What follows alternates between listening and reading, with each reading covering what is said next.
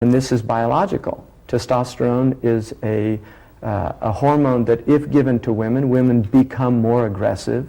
And this is something that has been confirmed in Western medicine. So I think that males, by their nature, have aggressive tendencies. If they're not tempered by good upbringing, by their mothers, by humanization, and by an understanding of the awesome task and responsibility of being in a human relationship, whether it be family, in terms of a son towards the parents towards the children, or a husband towards the wife.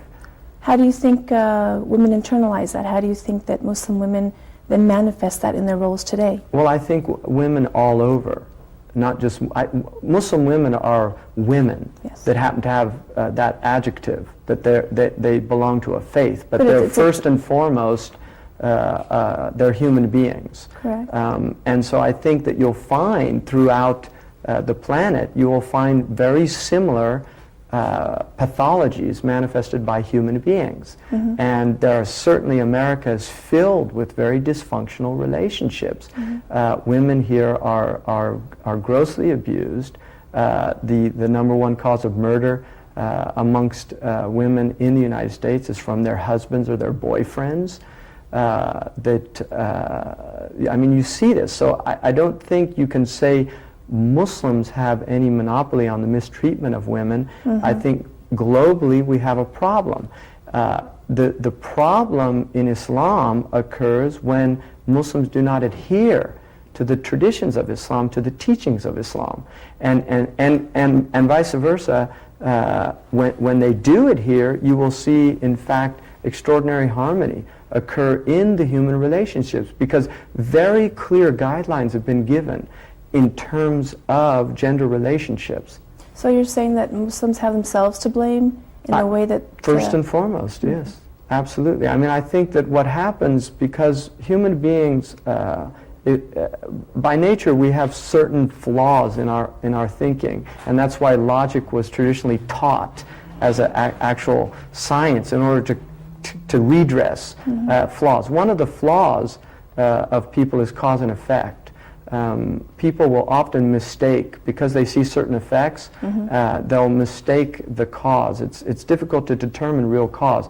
Now, what will happen if you look at the Muslim world, as a non-Muslim, when they look at the Muslim world and they see the dysfunctional nature of Muslim societies, they assume the cause is Islam. Okay. Whereas for a Muslim looking at the Muslim world and understanding his religion, he knows, in fact, the cause is the abandonment of Islam. It's the fact that these people are no longer practicing Islam. And so that's the important thing, is to understand that, you know, the Arabs have a beautiful principle in the science of bayan, which is one of the sciences of language. They say, al-hukmu ala shay'in far'un an tasawwurihi, that before we can judge a thing, we have to understand it in all of its variables. And we're filled with a world of prejudice. People are constantly prejudging. The average American will make remarks about Islam. They'll think that they're liberal, humanistic, unbiased, unprejudiced, and yet you ask them what they think of Islam. Oh, that's a stupid religion, it's a backward religion, it's oppressive to women. Have they ever read the Quran? No. Have they ever read a tradition of the Prophet Muhammad? No. So what are they basing that on? They're basing it on just observing Muslim societies. Well, if we observe Christian societies, have we seen turn the other cheek applied in the West in the last 2,000 years? Was turn the other cheek applied in Iraq? Right? The biblical foundation of the Torah, according to Rabbi Hillel, who's one of the greatest Jewish rabbis, is that the entire message of the Torah, which is the Jewish book, is love God and love thy neighbor as thyself. Do we see the Jews practicing that towards their Palestinian neighbors? Does that mean that the Torah is invalid as a book because of what the Jews are doing? Does that mean the gospel is invalid as a book because of what the Christians are doing? But unfortunately, people apply logic outside of themselves that they like, and then they refuse to apply it on their own selves. Let's talk a little bit about your analogy of mercy and justice.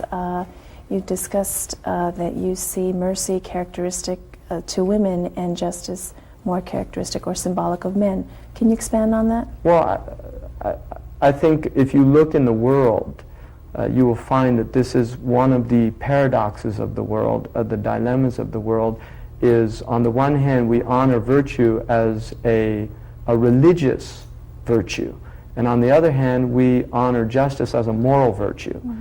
Mm-hmm. If we look at mercy as a religious virtue, it's very difficult for us to have justice when we bring mercy into.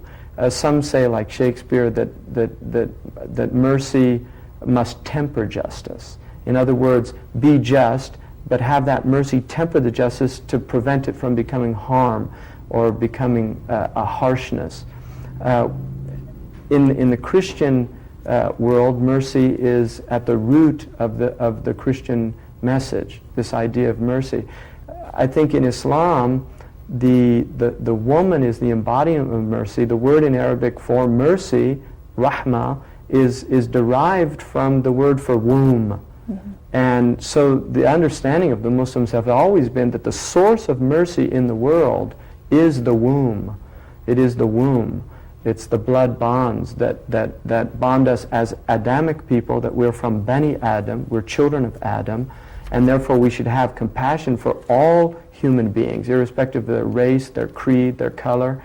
And at the same time, we need to have justice in the world in order for for things to work in the marketplace. So my cosmological understanding in Islam is that a woman represents symbolically the virtue of justice in the world, and the man represents of mercy, and the man represents justice. And these are the two hands mm-hmm. that God has given human beings, the left and the right hand, mm-hmm. and they're to work together. This is how things are done in the world. So the relationship between men and women is a relationship that's complementary. It's not an equal relationship, and I think this is where people have a real problem, because equality is a mathematical concept. You don't find equality in the world. You find equality in mathematics. But as far as worship in Allah, equality is the same in His eyes as far as... No, there's no equality in worship, and I'll give you an example. Two people pray. Mm-hmm. One of them is sincere in his prayers and the other's not, but outwardly they looked exactly the same. They're not equal. No, I'm and the Quran, for instance, says, are they equal? Those who know and those who don't know. They're not equal. We're not living in a world of equality, and I think this is one of the modern misconceptions of the world, this lie to try to create this so-called egalitarian society. There has never on this planet been an egalitarian society. Human beings are not equal. They're not equal in talent and gifts. The only place where they are equal is before the law. That is the only place.